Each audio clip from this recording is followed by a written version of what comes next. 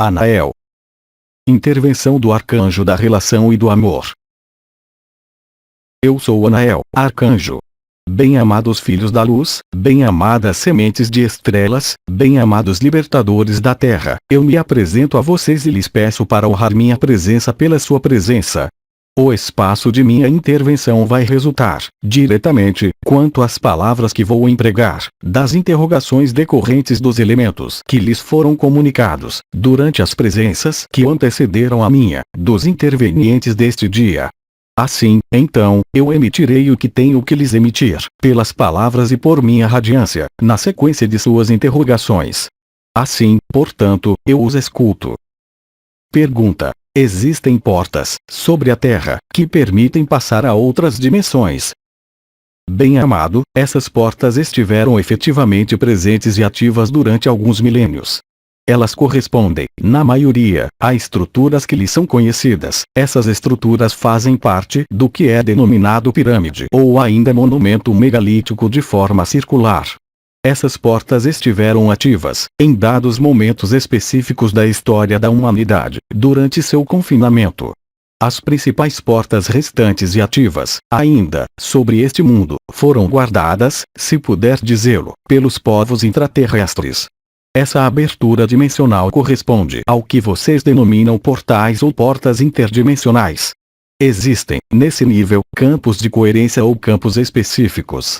A maior parte dessas portas estão ativas ou inativas, em função de sua capacidade para receber a luz e de acordo, sobretudo, ao que eu chamaria de ângulo de inclinação, presente ou não, permitindo a penetração da luz, retransmitida ou pela constelação de Órion, ou pela constelação das Pleiades, ou pela constelação de Andrômeda.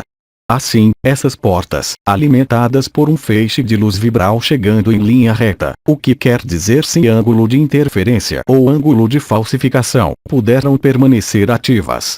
Essas portas, no entanto, têm a capacidade para se reabrirem em momentos precisos da história de rotação da Terra ao redor de seu Sol. Algumas dessas portas estão, portanto, ativas e permanecem ativas, em momentos privilegiados relacionados com a orientação da luz, do planeta, em relação à sua fonte de origem. Assim, vocês sabem pertinentemente, pois isso foi demonstrado, que existem, sobre a Terra, as pirâmides que se tornam ativas, em momentos precisos, quando a luz penetra exatamente em meio a uma forma. Eu os lembro de que a forma representa, em certo sentido, em particular, no nível arquitetônico, uma densificação, ao extremo, da luz. A representação inscrita em meio a uma forma, presente em um monumento dedicado a esse serviço e a essa função, em diversos locais deste planeta, estão ainda ativas em momentos específicos. Outras portas foram definitivamente fechadas, uma vez que o ângulo de inclinação em relação à penetração da luz, não permite uma penetração suficiente da luz. O Sol, assim como os planetas, eles próprios, são todos eles, sem nenhuma exceção, portas interestelares de comunicação entre os mundos e entre as dimensões. Eu especifico, no entanto, que, hoje, a única porta é seu coração e que nenhuma porta arquitetural tem utilidade, exceto a direção da luz que permitiu, pela localização do círculo de fogo dos anciãos, guiar a luz até o núcleo cristalino da Terra, tendo permitido a liberação da Terra. Pergunta: qual é a relação entre a forma hexagonal e a luz? A verdadeira luz não representa o que vocês poderiam chamar, por exemplo, de prana. O prana, ou glóbulos de vitalidade, são apenas o éter rarefeito que decorre diretamente da ruptura da luz, de sua forma original, que é hexagonal. Tentem simplesmente representar, em sua cabeça, o que pode resultar um conjunto de esferas. Isso não é viável. Um conjunto de hexágonos representa, no nível da luz, a forma mais lógica e a mais elementar, que permite realizar o que nós denominamos, há muito tempo, a inteligência da luz, ou seja, a capacidade da luz, nos mundos unificados, para se organizar, se reproduzir, se fazer, de algum modo, conforme o pensamento e a própria ideia que pode ser feita, por exemplo, de um veículo de luz. Criar uma embarcação de luz, em meio aos mundos unificados, necessita simplesmente de colocar em operação um pensamento. Um pensamento coerente vai levar a luz a se organizar segundo esse pensamento. todos os processos, em meio aos mundos unificados, qualquer que seja a dimensão, representa uma organização, mais ou menos complexa, de glóbulos de luz, original ou vibral, cuja forma é hexagonal. Eu os lembro de que o hexágono está presente em muitas estruturas.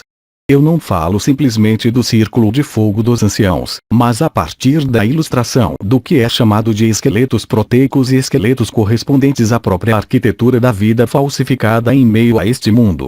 Assim, vocês reencontram essa estrutura hexagonal nos citoesqueletos correspondentes às proteínas. Essa base alterada, porém presente em seu mundo, não está mais presente sob a forma de organização da luz, mas sob a forma de organização do agente acelerador da luz, denominado carbono. Assim, a maior parte dos citoesqueletos de sua arquitetura molecular corresponde a uma organização hexagonal das próprias moléculas e dos próprios átomos constituintes das moléculas. A representação, em meio a este mundo, aí onde vocês estão ainda presentes, inscreve-se perfeitamente através do que vocês nominam de círculo ou esfera. De nosso ponto de vista, nos mundos unificados, a esfera, ou a forma redonda, ou o círculo, representam o que eu chamaria de confinamentos. Somente um confinamento que contém o princípio das formas geométricas perfeitas, além do hexágono, permite liberar do confinamento criado pelo círculo ou pela esfera. A forma mais perfeita não tem, portanto, nada a ver, no nível do agenciamento da luz, ao que vocês denominam, de seu ponto de vista, agenciamento, por exemplo, do prana. Quanto ao próprio fóton, partícula ou corpúsculo, vocês sabem que seus físicos ainda não resolveram essa equação, mas eles admitem, de maneira cada vez mais evidente, em seus cálculos, em suas suposições, em sua imaginação, o que é efetivamente real. Que não existe partícula, no sentido em que vocês a entendem, além da velocidade da luz, exceto uma partícula que é exótica, em seu mundo, que poderia ser chamada, embora eu não conheça o nome, de graviton, ou seja, o que determina as forças gravitacionais. A força gravitacional está ligada a uma partícula ou a uma constituição de átomos, como vocês a observam sobre seu mundo, denominando isto próton, e elétron girando ao redor do próton. Isto absolutamente não existe em meio aos mundos de luz. Eu os lembro, por analogia, de que um dos povos mais avançados, no nível da multidimensionalidade, que vocês chamam, hoje, os maias, embora o nome deles seja bem anterior a esse nome, ignorou, enquanto sua cultura astronômica era largamente superior à de vocês, o princípio da roda. Isso corresponde não a uma ignorância, mas sim a um conhecimento real do que acorrenta o ser humano em meio ao confinamento. Da mesma maneira, em várias ocasiões, aquele que se expressou entre vocês, em meio ao que ele mesmo chamou de humanidade que começa, através de seus escritos, falou-lhes da unidade da consciência e da unificação da consciência, através da presença de 24 unidades de consciência, e não de um círculo de consciências. Ver a brochura Humanidade que começa, comunicada por Ramatan. O círculo, assim como a forma do círculo em si mesmo, representa um fator de confinamento. A curvatura de seu espaço-tempo foi induzida, eu os lembro, por uma embarcação metálica que modificou a curvatura do espaço-tempo, assim como o confinamento gravitacional, enrolando-se sobre si mesmo, e que era de forma redonda. As forças de liberação, ligadas ao fim do confinamento, em meio a um sistema fechado, são representadas, no nível das escalas mais elevadas da luz, pela forma de um cubo. O hexágono é, portanto, a forma original da luz. As representações hexagonais não faltam sobre esta Terra, mesmo a maioria lhe sendo inacessível, no nível da superfície da Terra, já que escritas em estruturas muito mais profundas, remontando a um ciclo anterior à falsificação, presente no ciclo precedente, antes do que foi chamado de Concílio de Alta, que iniciou o impulso atlantidiano em 50.731 a.C. Mas, eu os lembro de que, hoje, todos esses fatos não lhes trazem nenhuma liberdade. Unicamente o ser é capaz de realizar isso. Pergunta: poderia desenvolver sobre a civilização dos triângulos? A civilização dos triângulos, que é um assunto que eu já abordei há 3 anos, corresponde muito exatamente às estruturas que se situam, de maneira evidente, logo abaixo do que vocês denominam os 4 cavaleiros ou Ayot HaKodesh. O agenciamento dos mundos é realizado antes que as manifestações multidimensionais, de dimensão antropomorfizada, apareçam, justamente, pelo que é chamado de triângulos. Existe uma consciência em meio a cada forma. Existe uma consciência em meio a cada átomo. Existe uma consciência em meio a cada sistema solar. Existe uma consciência em todas as dimensões, exceto, como vocês sabem, agora, em meio ao absoluto que sustenta o conjunto das dimensões. A civilização dos triângulos é classicamente atribuída ao que vocês nominam de 24ª dimensão, que se situa, portanto, além de qualquer antropomorfismo da consciência. A ausência de antropomorfismo parece, aí também, estar em ressonância direta com o que é chamado de mundos dos mestres geneticistas, por exemplo, no nível dos mestres geneticistas de Sírios, ou ainda de um dos guias azuis, que se expressou entre vocês, chamado Sereti, pertencente, quanto a ele, à junção entre a 18ª e a 21ª dimensão. O aspecto triangular é, portanto, uma dinâmica que permite sustentar, organizar e construir os mundos, apoiando-se sobre os hexágonos, além dos mundos dissociados. Essas formas de vida estão, contudo, tão distantes de suas possibilidades de representação ou de percepção, que me parece extremamente difícil usar palavras para descrever o que realmente são essas consciências. Saibam simplesmente que eles organizam, coordenam e, em certo sentido, são os arquitetos dos espaços multidimensionais. Pergunta: hoje, qual pode ser o impacto das intenções de amor para a Terra? Bem-amada, isso depende unicamente do lugar em que você se situa. Qualquer intenção de amor, como qualquer vontade de bem, está fadada ao fracasso, uma vez que, atualmente, o confinamento é a ilusão. Nenhuma unidade pode aparecer em meio à dualidade, exceto para a consciência, ela mesma, que está liberta e liberada justamente da lei de ação e de reação. Enquanto você for dependente, você mesma, da intenção de amor, você permanece submissa ao confinamento. O amor é o que você é. Você não tem, então, de projetar o que quer que seja do que você é. Se você quer ser, realmente, o que você é, não projete mais nada, não peça nada e seja. Toda a sutileza das forças do confinamento foi a de fazê-los aderir, eu diria, de maneira contrariada e forçada, ou de maneira deliberada, segundo as circunstâncias, a lei de karma ou lei de ação e reação, que não existe, eu os lembro, senão em meio a este mundo. Fazê-los acreditar que vocês vão sair deste mundo, pela prática de tal ou tal atividade, é um erro correspondente ao confinamento e ao nível em que vocês estão confinados. Vocês poderão descrever a prisão de todas as formas, explorando todas as regras e todos os funcionamentos. Absolutamente nada disso poderá fazê-lo sair do mínimo confinamento. Não é explicando, analisando, o que é vivido ou o que é abrangido pelos sentidos ou pela técnica, que vocês saem do confinamento. Crer nisso é suficiente para torná-los dependentes das leis do confinamento e não irá lhes permitir, em momento algum, viver a ação da graça.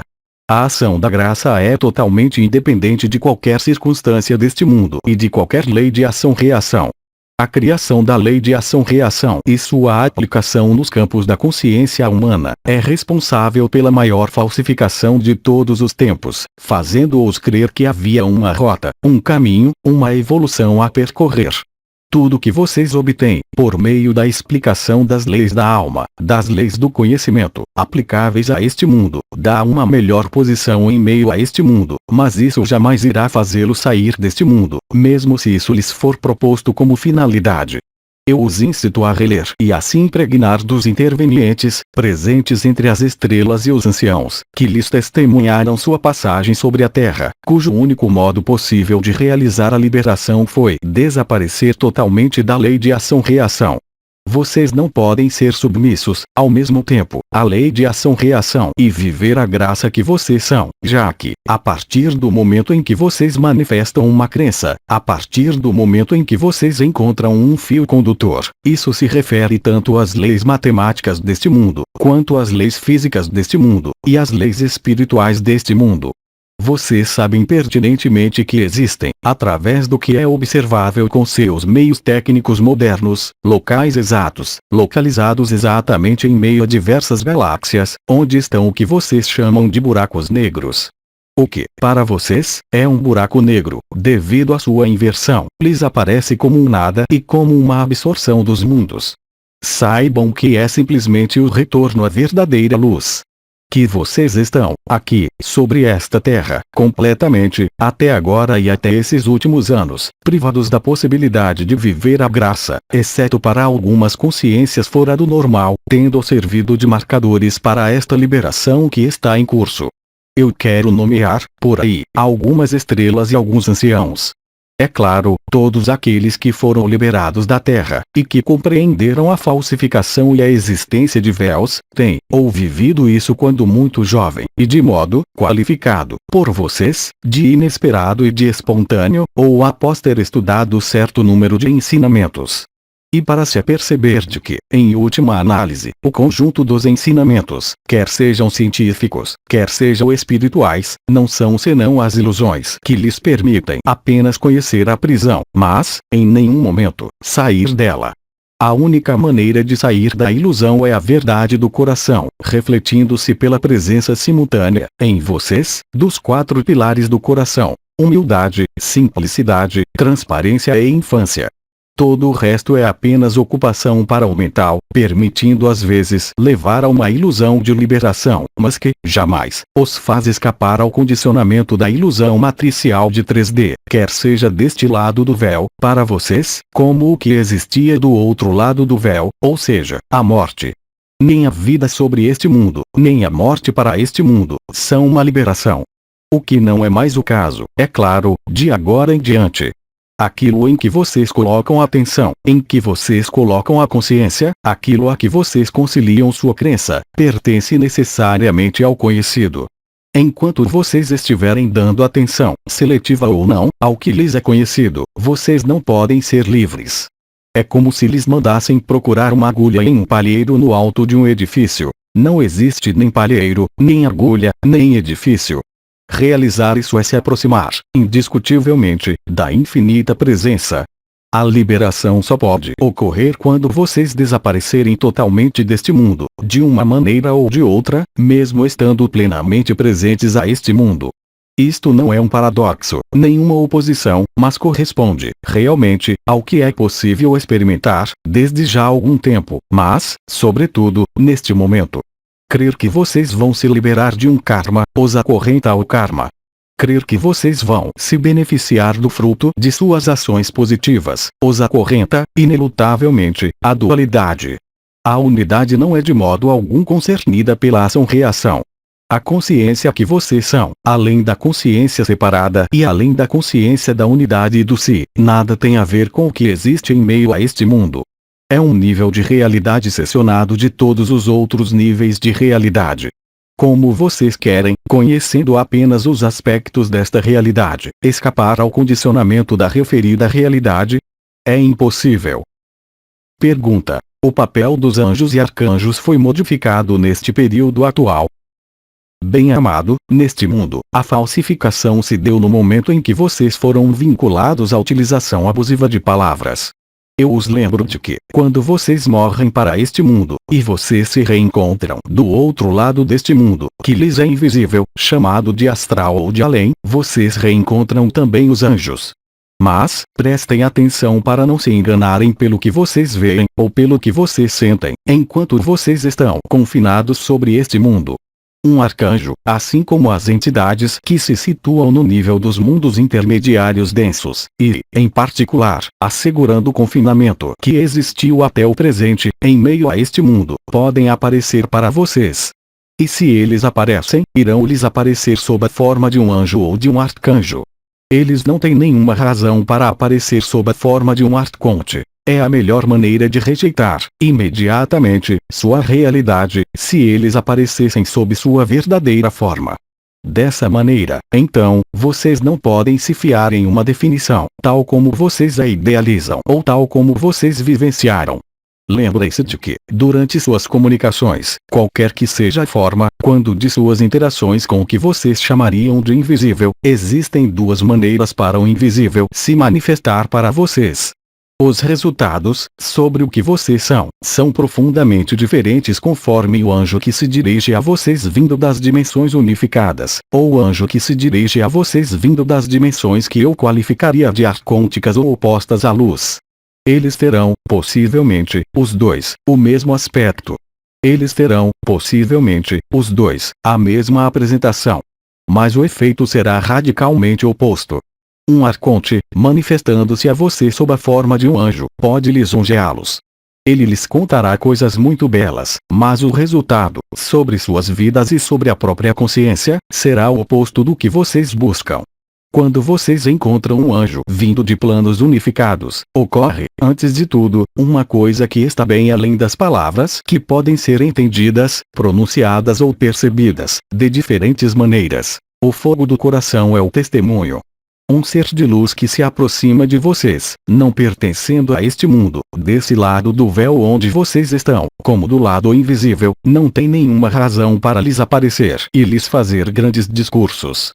O aspecto vibral é preponderante. Assim, portanto, os anjos e os arcanjos não alteraram sua apresentação, mas eu os lembro de que são vocês que modificaram, de uma maneira ou de outra, em um grau mais ou menos acentuado, o próprio estado de sua consciência, em meio a este mundo. É muito fácil exprimir as verdades concernentes a este mundo. Elas são verificáveis em meio a este mundo. Mas, eu os lembro, elas não lhes permitirão, em caso algum, sair deste mundo, para a sua consciência, ser liberada. Não é suficiente, dito de outra forma, saber que a criação e o universo, os multiversos, são amor, para viver o amor. Pergunta: como irá se refletir a recuperação do eixo atração e visão em nossos corpos, relacionada com a recuperação do eixo da Terra?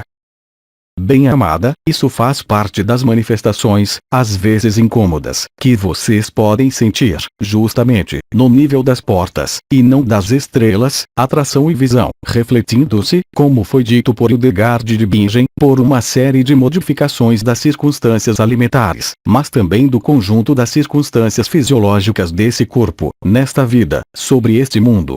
O que você vivenciou, e que um número cada vez mais importante está vivendo, no nível das modificações fisiológicas, referentes tanto ao aparecimento de intolerâncias alimentares totais, de alguns tipos de alimentos, assim como a dificuldade para suportar, para esse corpo e não para sua consciência, as condições do confinamento, reflete-se, é claro, por modificações fisiológicas evidentes, resultando, às vezes, em sintomas que eu qualificaria de doentios, uma vez que não vão até a declaração de uma doença, mas aparecem de maneira suficientemente sensível para modificar a percepção do funcionamento de seu próprio corpo.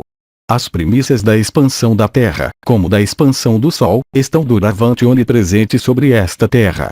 Isso se refere ao que vocês observam no nível dos elementos, sobre o conjunto deste planeta, quer isso concirna ao vulcanismo, que está apenas em suas primícias em relação ao que é habitual, quer isso concirna as manifestações aéreas, múltiplas e cada vez mais numerosas, ocorrendo em partes do mundo que, até então, tinham sido preservadas. Da mesma maneira que as modificações da circulação das águas, assim como as inundações e outras manifestações elementares relacionadas à água, tornam-se cada vez mais consistentes. Isso corresponde exatamente à modificação do eixo da inclinação da Terra, atualmente em curso.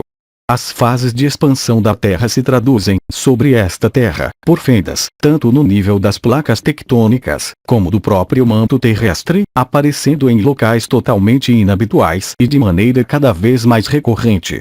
Essa fenda, que é produzida no manto da Terra, ocorre, é claro, em seu corpo. Como vocês querem que a borboleta nasça, se a lagarta não lhe servir de abrigo? Eu os lembro de que, para a borboleta nascer, é necessário que a lagarta se abra e se rasgue. Essa imagem não é simplesmente uma imagem. Ela é bem mais do que uma imagem ou do que um sentido simbólico.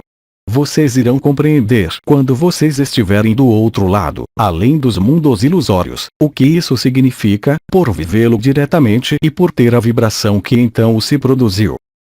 Pergunta: qual é o papel de Hercólogos? O papel de Hercólogos é mudar as condições gravitacionais. Esse feito é observável, sobre a Terra, há muitos anos.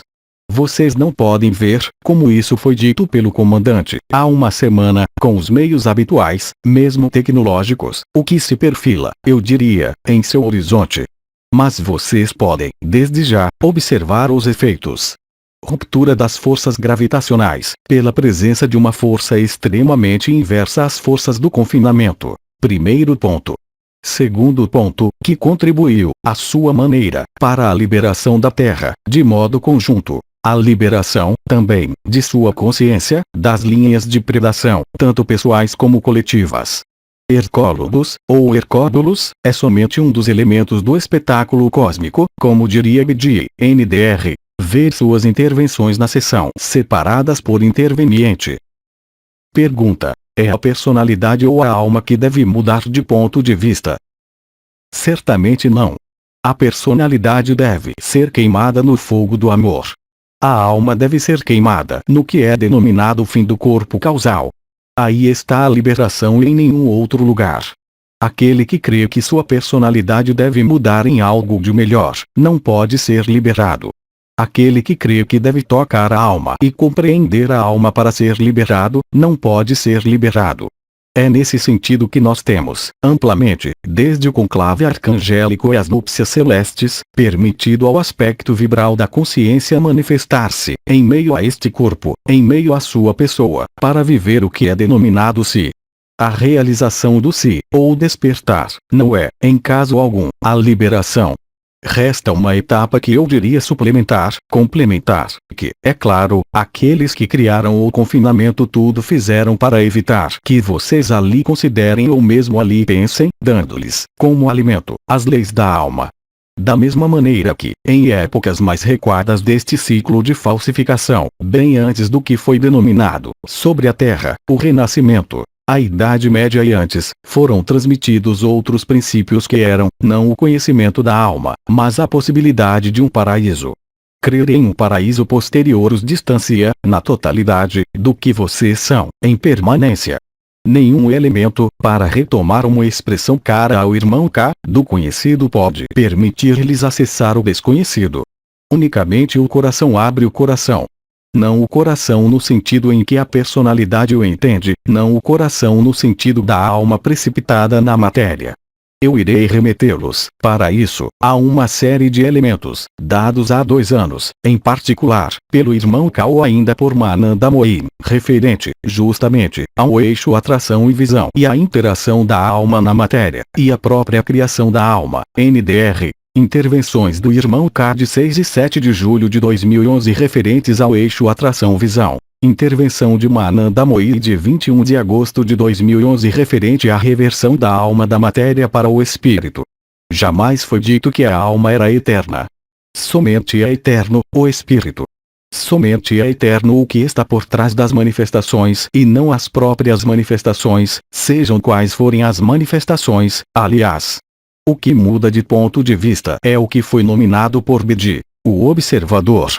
É necessário a vocês, efetivamente, como isso foi dito em várias ocasiões, considerar que o se pode, de algum modo, ser uma etapa prévia, mas, em caso algum, obrigatória. Realizar o se os faz mudar de ponto de vista.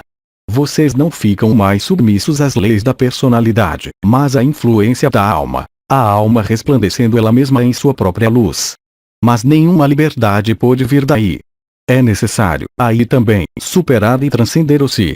Eu os remeto, para isso, e ainda uma vez, ao que pode dizer, em várias reprises, Mananda Mohi ou ainda irmão K. Enquanto você considerar que existe algo para mudar, enquanto você colocar uma distância entre o que você é, no instante presente, e no instante futuro, que não existe, você considera que há um caminho, portanto uma distância.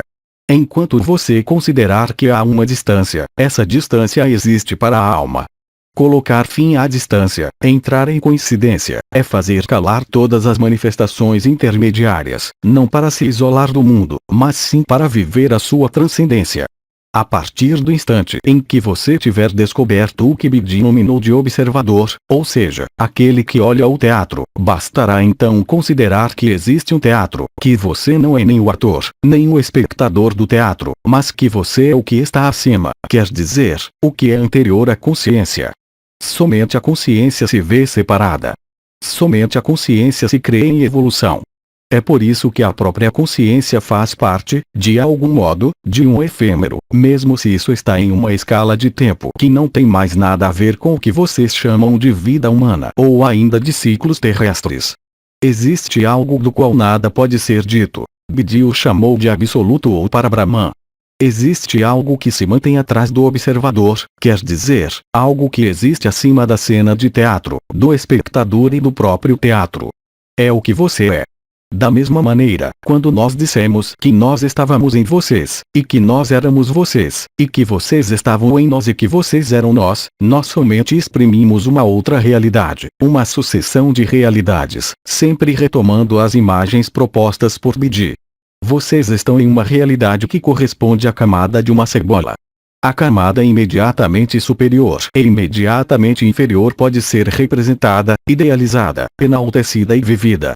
Mas nenhuma camada da cebola tem o ponto de vista sobre o conjunto do que ela é, quer dizer, uma cebola. É necessário apreender que os diferentes estratos são apenas facetas da luz, refletidas por meio de um prisma. Mas, evidentemente, nenhuma dessas luzes é a luz. Elas são apenas a representação ou a manifestação. Eu os remeto, para isso, aí também, ao que pode ser expresso, além deste canal, nos escritos de alguns anciãos e de algumas estrelas que alcançaram, justamente, o Parabrahman ou Absoluto. Eu os lembro de que vocês não podem fazer qualquer ideia, nem qualquer representação, do que vocês são. É necessário, então, sair das ideias, das representações, em resumo, do conjunto de tudo o que lhes aparece como conhecido ou conhecível, para penetrar, diretamente, no mistério do insondável do que vocês são verdadeiramente. A liberdade da consciência, a liberdade das diferentes formas de manifestação, é tal que cada uma pode criar um universo próprio e engendrar o mundo em totalidade idêntica àquela da origem, como em suas múltiplas ramificações. Mas nenhuma dessas criações será a verdade, ela será apenas um ponto do holograma. Mas mesmo a totalidade do holograma não daria conta do que você é. Você é acima do holograma. Pergunta: o absoluto nos é proposto como a etapa final? Nunca na vida. Jamais isso foi dito. Foi dito exatamente o contrário. Pergunta: após o absoluto, o que há?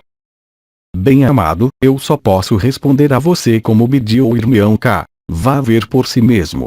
E quando eu digo vá ver, significa simplesmente parar todas as buscas, todas as pesquisas e todo o caminho. Isto não resulta de uma experiência meditativa, mas de uma revolução total da consciência que vai permitir a você viver a consciência final denominada a infinita presença. E, sobretudo, se você abandona o se reencontrar realmente o que você é, quer dizer, não se contentar em ser aquele que observa, mas ser realmente aquele que cria a si mesmo, se eu puder me exprimir assim. Olhem os hábitos da consciência confinada em meio a um mundo confinado e confinante. Vocês chegam a conceber um Criador exterior. Vocês chegam a adorar um Deus exterior, moldado, conceitualizado e pensado conforme as crenças.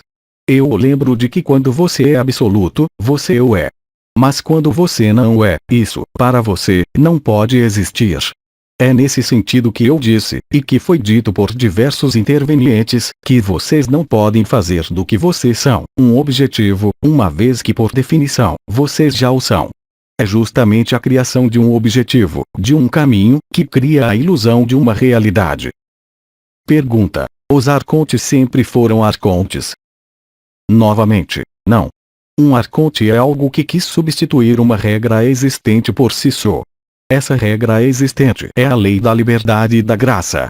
Querer substituir a inteligência infinita da luz por sua própria inteligência é o pior dos sacrilégios, que resulta exatamente aí onde vocês estão atualmente, mesmo se vocês não são nem responsáveis, nem culpados, nem repreensíveis pelo que quer que seja.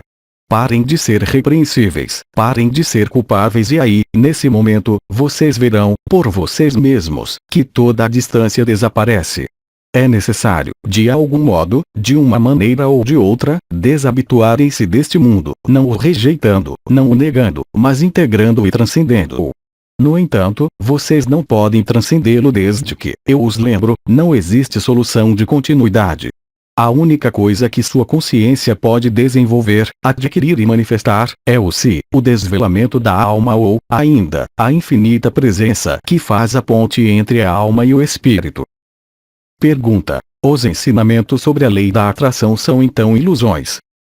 Bem-amado, a lei da atração é real. É precisamente ela que lhe permitiu revelar a alma, revelar o si, para aqueles de vocês que já experimentaram a ativação de uma ou mais coroas.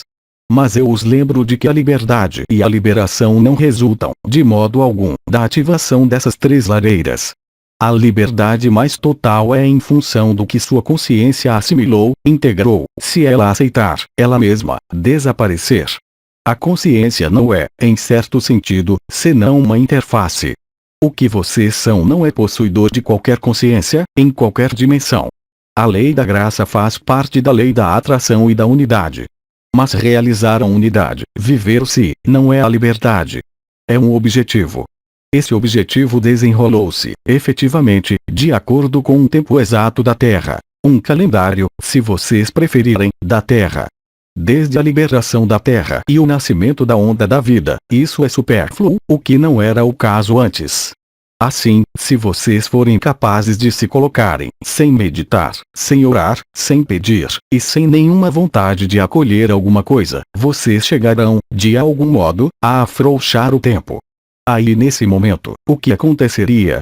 O Charan-Amrita, chamado também de onda da vida ou néctar da vida, se difundiria instantaneamente no conjunto das estruturas ilusórias deste mundo, que os constituem, mas que vocês não são.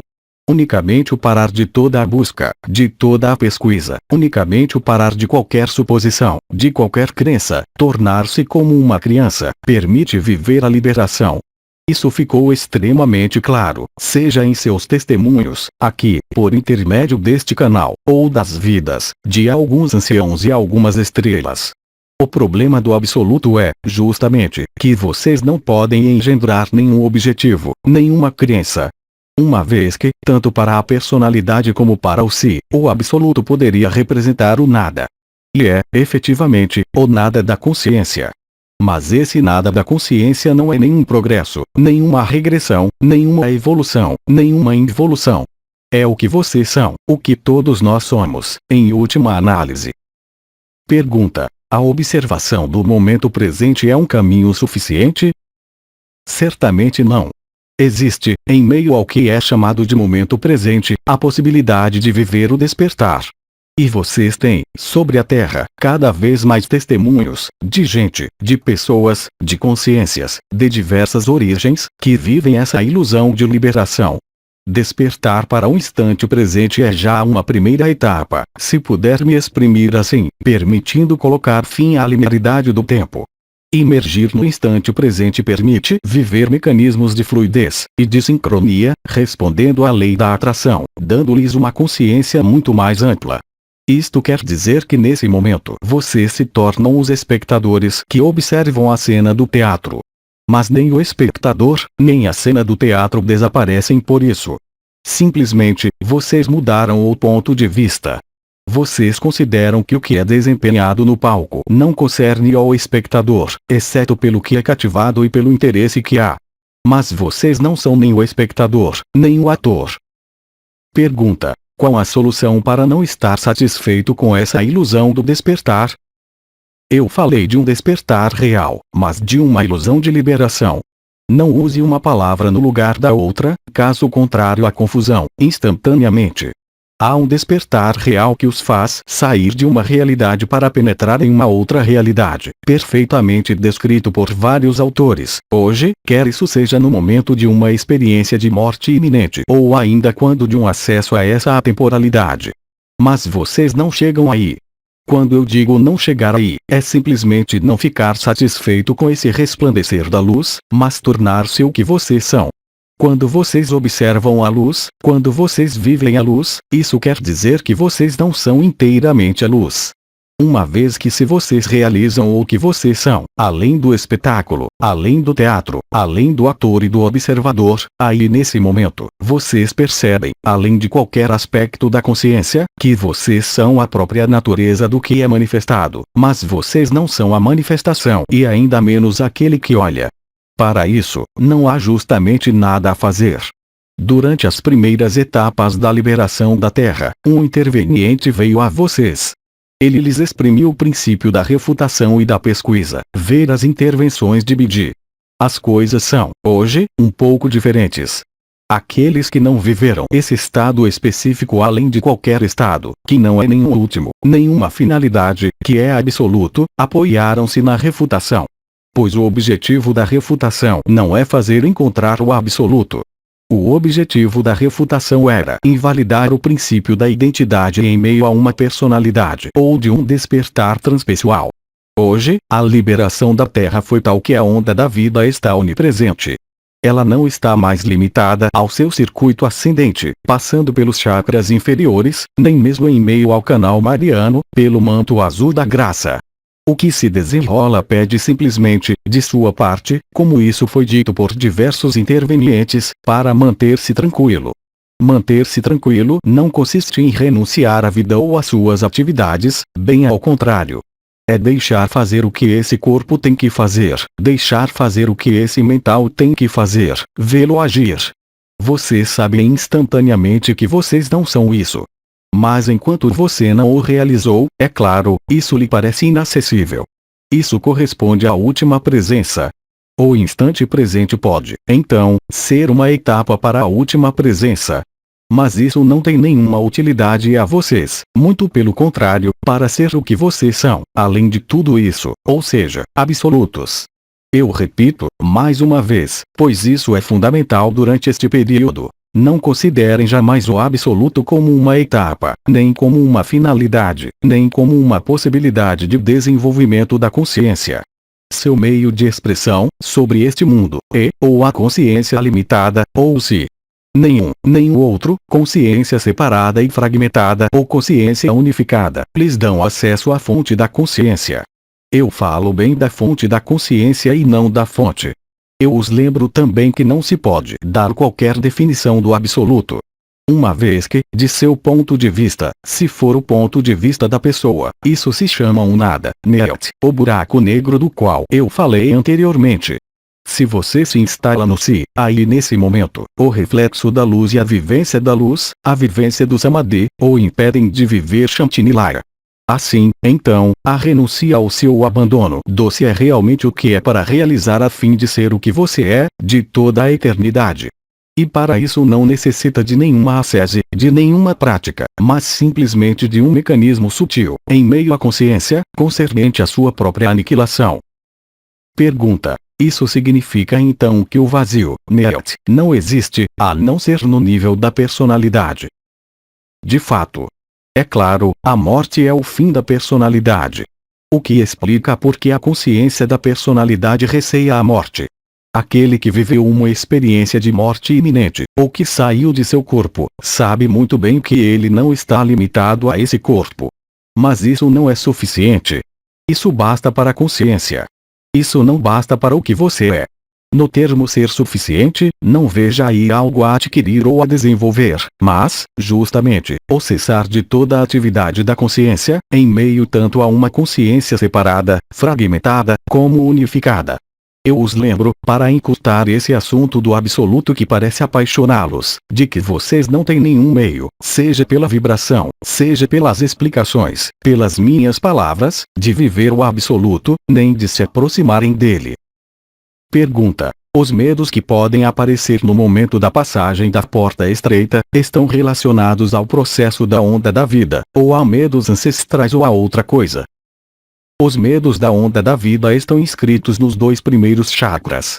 A passagem da porta estreita ou porta Aot está inscrita entre o plexo solar e o plexo cardíaco. O abandono do si se traduz por uma dificuldade de deixar a personalidade. Viver o abandono do si é também abandonar a personalidade, deixá-la morrer, e não fazê-los morrer, o que não tem nada a ver. É importante compreender que a onda da vida, quando ela atravessa o obstáculo dos 2 primeiros chakras, que, eu os lembro, estão ligados às linhas de predação pessoais e coletivas, encontra também o que é chamado de apego à personalidade. O apego à personalidade está presente, mesmo na personalidade qualificada de transfigurada, tendo vivido o despertar do si. O despertar do si não é a liberdade, o despertar do si não é a liberação.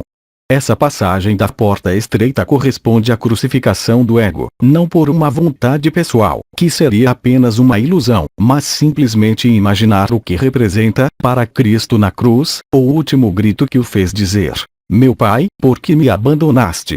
Da mesma maneira, quando um ser encontra-se confrontado com a angústia de seu desaparecimento, ele pode, se ele for muito jovem, realizar o absoluto, instantaneamente, o que não é uma realização, mas uma liberação. Uma vez que diante da angústia da morte, quando o ego, a personalidade, o cérebro, a consciência fragmentada e a consciência unificada percebem que elas vão desaparecer, o que é que permanece? O que você é, de toda a eternidade. Assim, existe uma possibilidade, que corresponde, muito exatamente e muito precisamente, às circunstâncias da Terra, atuais, que os coloca frente ao nada, neot, em um buraco negro, que não é senão a luz. O que vocês chamam de radiação gama, por exemplo, e o que vocês chamam de radiação ionizante, vindo colocar fim à vida carbonada, é, muito exatamente, um dos componentes da luz vibral. De seu ponto de vista, onde quer que esteja situado, sobre este mundo, a luz, no sentido vibral mais autêntico, pode, em um momento intenso, e eu não definirei o que é a intensidade desse momento, mas vocês estão em uma sucessão de momentos intensos sobre a Terra, como em sua consciência, fazê-los deixar ir, fazê-los abandonar qualquer reivindicação da consciência. É justamente na constatação da aniquilação provável da própria consciência que se encontra a infinita presença e o que foi chamado, por Uriel, de passagem, que, eu os lembro, não é uma solução de continuidade entre o si e o absoluto. O absoluto aparece a partir do momento em que o si desaparece. As circunstâncias da Terra representam, atualmente, uma vez que se trata de uma liberação total, uma oportunidade da consciência instalada no si de libertar-se do si, de desaparecer ela mesma na consciência, a fim de ser o absoluto. Lembrem-se de que qualquer que seja a consciência, ela irá se prender a ela mesma, uma vez que ela não existe, a não ser enquanto consciência. Vocês são o que está além da consciência. Pergunta. Uma pressão intensa sentida no diafragma, significa que o primeiro e o segundo chakras foram atravessados? Não. São duas travessias diferentes. A onda da vida libera as linhas de predação, pessoais e coletivas, libera, portanto, a consciência, ela própria, dela mesma e, portanto, cria, pelo Charan Rita ou onda da vida, a liberdade e a liberação. A passagem da porta estreita, no nível do que é nominado de oitavo corpo, ou Od, é a transcendência, a ressurreição em meio ao si. A transcendência dos dois primeiros chakras representa o acesso ao que está além do si, quer dizer, o absoluto. Contudo, o processo de desenvolvimento do coração ascensional, como lhes foi exposto, é realizado ou pelo manto azul da graça, ou pelo triângulo da triunidade, entre as três portas inscritas entre o chakra do coração, o chakra do enraizamento da alma e o chakra do enraizamento do espírito, ou ainda pela própria onda da vida. Mas pode muito bem existir um acesso ao si sem, no entanto, viver o Charan Rita. As próprias circunstâncias da onda da vida estão, contudo, há algumas semanas, profundamente diferentes. Isso foi exposto e eu remeto, para isso, ao que foi dito por um amigo, há 8 dias, e por mim mesmo, NDR. Vê das respectivas intervenções de 29 de outubro de 2012. Nós não temos mais perguntas. Nós lhe agradecemos. Bem-amados absolutos, bem-amados filhos da luz e sementes de estrelas, bem-amadas luzes, é tempo, para mim, agora, de me retirar, transmitindo-lhes todo o meu amor e dando lugar àquele que vem depois de mim. Eu lhes digo, certamente até breve. Aos 3 Dimensões, 17 de novembro de 2011. Versão para o português, Lígia Borges. Mensagem atemporal.